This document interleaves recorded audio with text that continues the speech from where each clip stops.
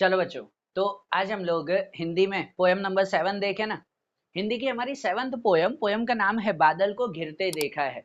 जिनके कवि हैं कवि नागार्जुन, हमारे भारत के महान हिंदी कवियों में से एक कवि नागार्जुन, और इसका साहित्य प्रकार कविता है। एक सिंपल सी पर बहुत ही इफेक्टिव पोयम ये लिखी गई है।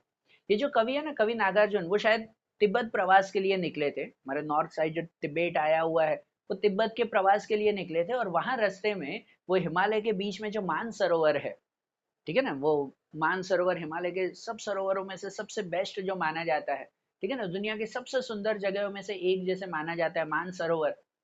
उस मान सरोवर पर वो रुके थे, और वसंत ऋतु था, ठीक है ना, और वो मान सरोवर के ऊपर वहां पर बादलों को घिरते हुए, वहां शायद बादल घिर कर आए थे, और वो नजारा कवि ने देखा, और वहां से वो इतने इंस्पायर हुए, इतने खुश हुए वो नजारा देखकर, कि उसके ऊपर उन्होंने ये कविता लिखी है।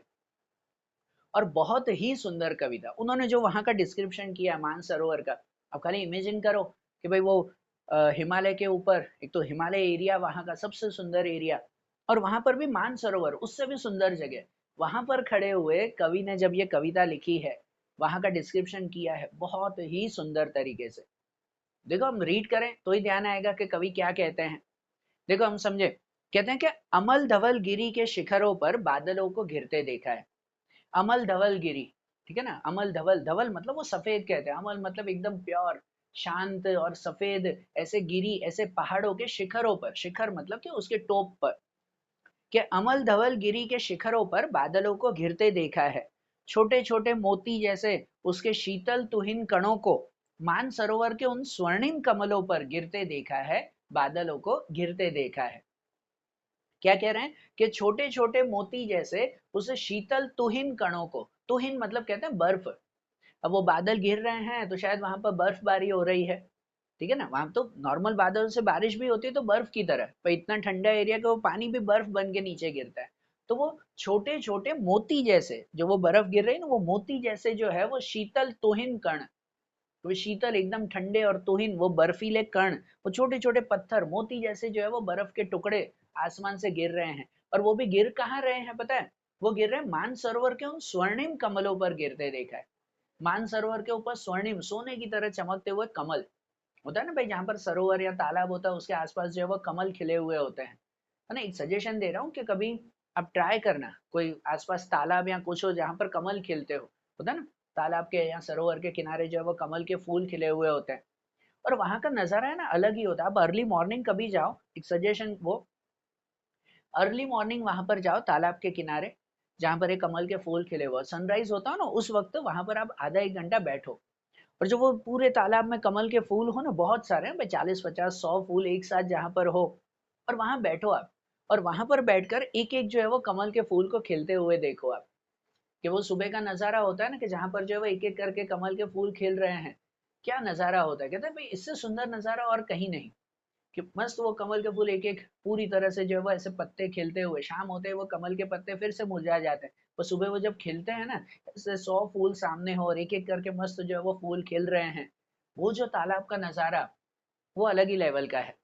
और ऐसा ही आप तो सोचो, ये तो नॉर्मल हमारे आसपास के तालाब की बात कर रहा हूँ, और यहाँ तो बात हो रही है मान सरोवर की, कि मान सरोवर के आसपास जो कमल खिल रहे हैं, सोचो वो सुबह का नजारा कैसा होगा वहां का, ठीक है ना। इसलिए तो उन कमलों को कहा ना कि स्वर्णिम कर कमल, स्वर्णिम सोने की तरह चमकते हुए, और वो कमल भी नॉर्मल नहीं, उसके ऊपर तो है वो गिरे हुए बादलों की बर्फ भी गिर रही है, कहते हैं ना सोने पे सुहागा, कि एक तो इतने सुंदर जो है वो कमल, ऊपर से बर्फबारी भी हो रही है, क्या वो नजारा होगा।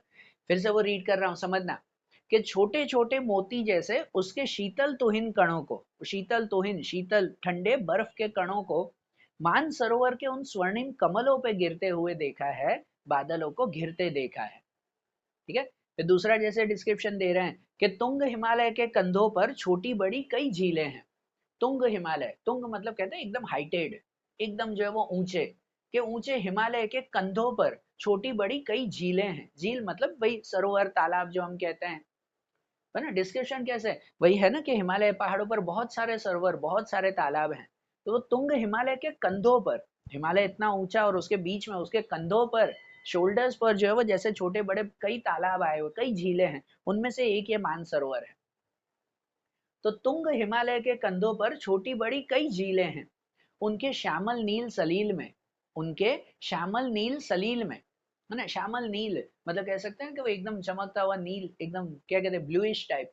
वहां का जो पानी है ना, मानसरोवर का पानी एकदम साफ चमकता हुआ, के ऊपर आसमान का भी रिफ्लेक्शन वहां पे होता है। और रिफ्लेक्शन कैसे दिया पता है, श्यामल और नील। श्यामल थोड़ा काला कहते हैं, नील थोड़ा ब्लूइश, मतलब आसमान में बादल धीरे धीरे गिर रहे हैं। अब नीचे सरोवर का भी खाली एक नजारा इमेजिन करो जो कवि कह रहे हैं कि भाई सरोवर है, जैसे जैसे बादल गिरेंगे ना तो उसकी परछाई जो है वो पानी में दिखाई देती है। तो पानी आधा ब्लूइश कलर का है जहां पर साफ आसमान है, और आधा पानी थोड़ा ब्लैकिश कलर का है जहां पर बादल घिर रहे हैं। सोचो वो पानी में भी जो है वो कलर बदल रहे हैं। अब इमेजिन करो वो नजारा। तो क्या कहते हैं कि उसके श्यामल नील सलील में, ऐसे जो है वो ब्लैक और ब्लू कलर के सलील मतलब पानी में, श्यामल नील सलील में समतल देशों से आ आकर पावस की उमस उमस से आकुल तिक्त मधुर बिस्तंतु खोजते हंसों को तिरते देखा है, बादलों को घिरते देखा है। समझना पॉइंट को। यहाँ पर हंसों की बात है। अच्छा, अब हंस के बारे में यहाँ पर बात करें तो वहां के जो हंस है, मानसरोवर के हंस माने जाते हैं ना भाई, वो ऐसे मानते हैं मानसरोवर के हंस दुनिया के सबसे सुंदर हंस। और ये हंस जो है वो समतल देशों से, समतल देश मतलब कहलाते हैं कि बाहर के मैदानी प्रदेश, कितने कहते हैं माइग्रेटेड ये बर्ड होते हैं, ये जो स्वान बर्ड होते हैं हंस, वो माइग्रेटेड है, दूसरे देशों से आते हैं। कि दूसरे देशों में जब गर्मी बढ़ जाती है ना, तो वहां की गर्मी सहन नहीं होती और वो यहाँ के ठंडे एरियाओं में आ जाते हैं, हिमालय मानसरोवर में आ जाते हैं। बरोबर। तो क्या लिखा हुआ है कि समतल देशों से आ आकर, समतल देश मतलब वो मैदानी एरिया, ठीक है ना, जो प्लेन एरिया हम कहते हैं, मैदान के प्रदेश दूसरे देशों के, समतल देशों से आ आकर पावस की उमस से आकुल। पावस मतलब कहते हैं कि बारिश की, ठीक है, वर्षा ऋतु, रेनी सीजन, उसके लिए शब्द है पावस। उसकी उमस, उमस मतलब गर्मी, बारिश के मौसम में जो गर्मी होती है ना, तो बारिश से पहले भी और बारिश बीच में भी, कभी बारिश बंद हो जाए तो जो वो उमस जो क्या कहते हैं कि भाई गर्मी क्रिएट होती है, भाई उससे आकुल, उससे परेशान है। भी ये हंसों से वो गर्मी सहन नहीं होती, तो दूसरे देशों से चले आते हैं यहाँ हमारे भारत में। तो समतल देशों से आ आकर पावस की उमस से आकुल तिक्त मधुर बिस तंतु खोजते। तिक्त मधुर, तिक्त मतलब कहते हैं थोड़े कड़वे जैसे, और मधुर मतलब कहते हैं कि मीठे। और बिस तंतु, बिस तंतु मतलब क्या कहते हैं, बिस तंतु उसे कहते हैं कि भाई जहां पर वो कमल के फूल खिलते हैं ना, वो कमल क्या नीचे की जो है वो डंडी, कमल का फूल जहाँ खिलता है उसके नीचे की डंडी, हम लोग गुजराती में उसे पता है कमल काकड़ी कहते हैं, उसकी सब्जी भी बनती है, शायद आप लोगों ने खाई भी हो। वो कमल काकड़ी होते हैं ना, उसकी सब्जी तैयार होती है, वो कमल काकड़ी इसे कहते हैं, कि जिस डंडी के ऊपर वो कमल के फूल खिलते हैं। हिंदी में उसके लिए शब्द है ये बिस तंतु। बरोबर। तो ये जो हंस आते हैं ना दूसरे देशों से, वो यहाँ पर सरोवर पे जब रहते हैं तो बिस तंतु उनका खाना होता है।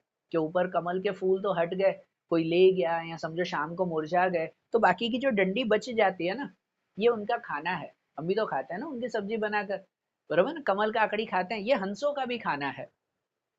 ठीक है।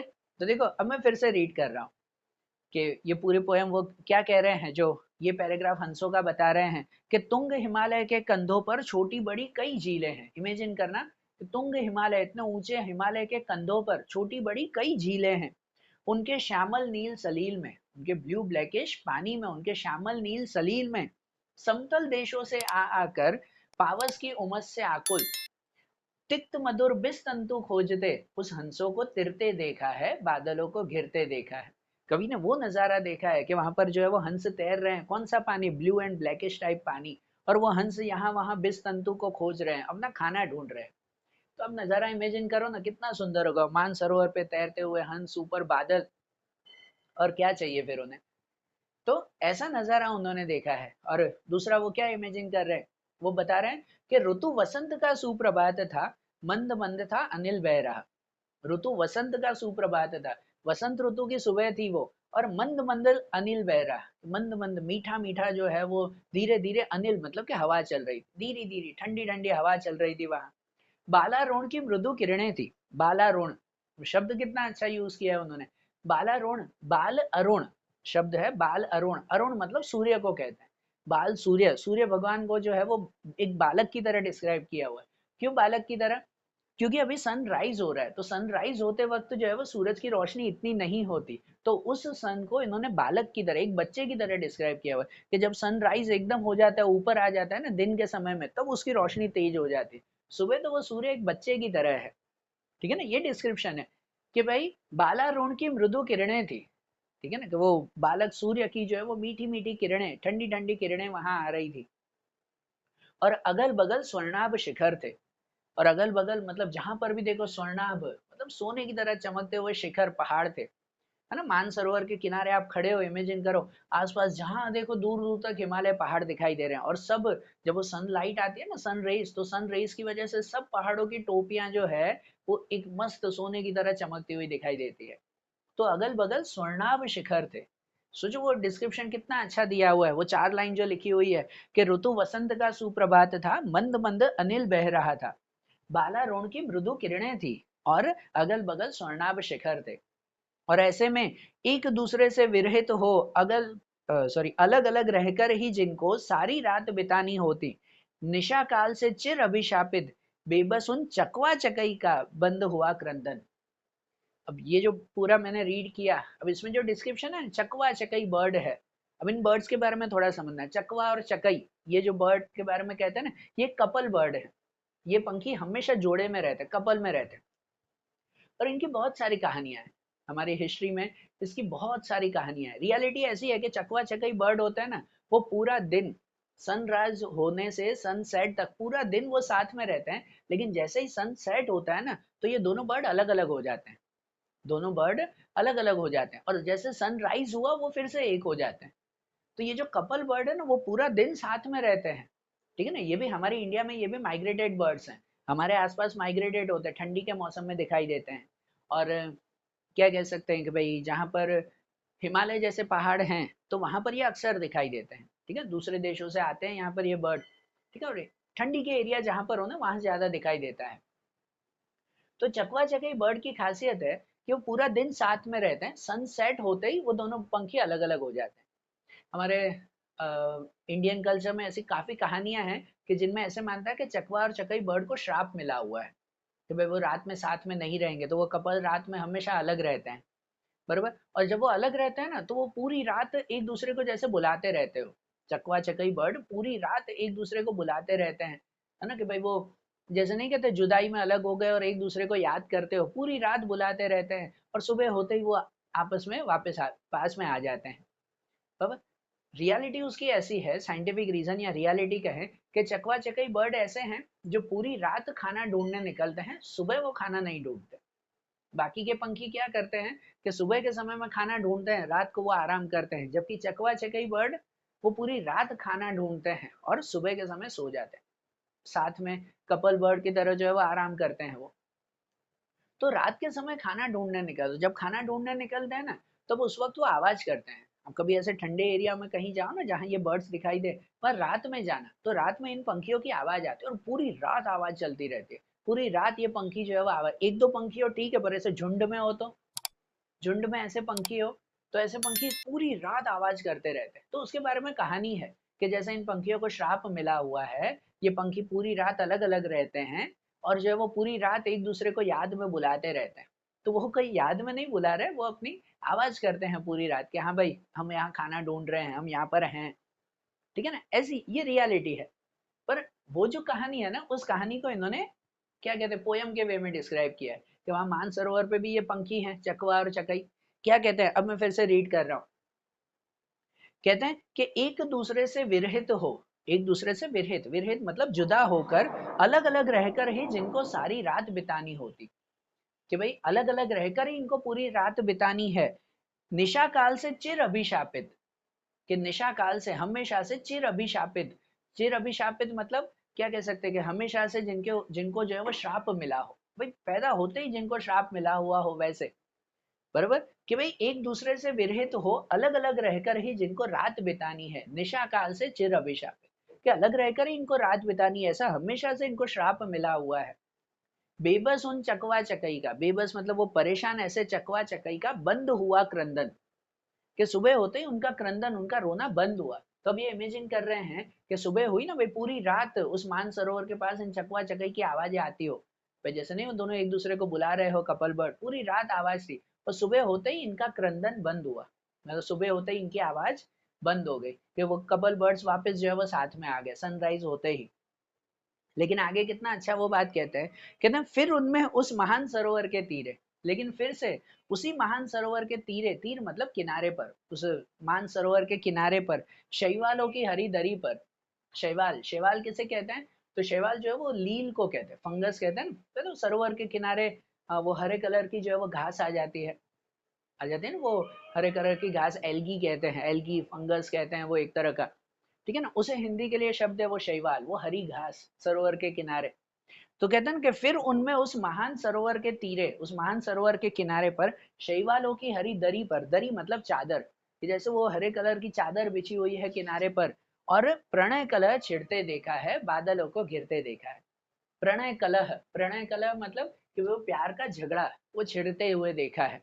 अब यहाँ वो इमेजिन कितना अच्छा कर रहे हैं, वो ऐसा कह रहे हैं कि भाई वो चकवा चकई जो पंखी थे, पूरी रात अलग थे, पूरी रात जो है वो आवाज कर रहे थे, एक दूसरे को बुला रहे थे, सुबह होते उनका क्रंदन बंद हुआ, ठीक है ना, उनका रोना बंद हुआ, वो वापस आ गए, लेकिन जैसे ही बादल घिरे ना, जैसे ही बादल गिरे तो फिर से अंधेरा हो गया, फिर से शाम जैसी सिचुएशन आ गई।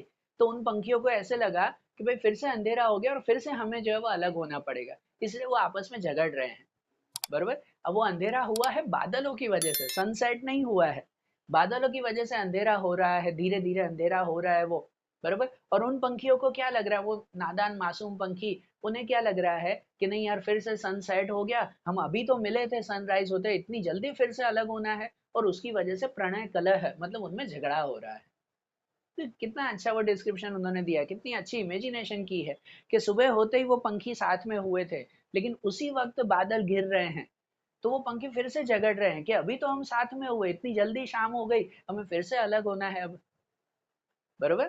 तो इतना अच्छा डिस्क्रिप्शन है, कहता है ना, उन्होंने वो मानसरोवर का नजारा देखा होगा ना, तो उससे इंस्पायर होकर वो नजारा ही वैसा है कि जिससे ऐसी इंस्पिरेशन इतनी सुंदर कविता लिखने के लिए मिलती है।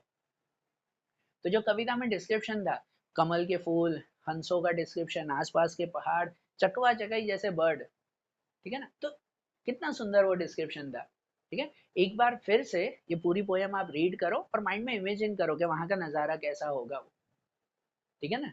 तो देखो, जैसे आज ये पोयम हमने समझी, बादलों को गिरते देखा है, वैसे ही जो हिंदी के दूसरे चैप्टर, दूसरी पोयम से, वो अब हम लोग नेक्स्ट वीडियोस में देखेंगे। Okay, thank you.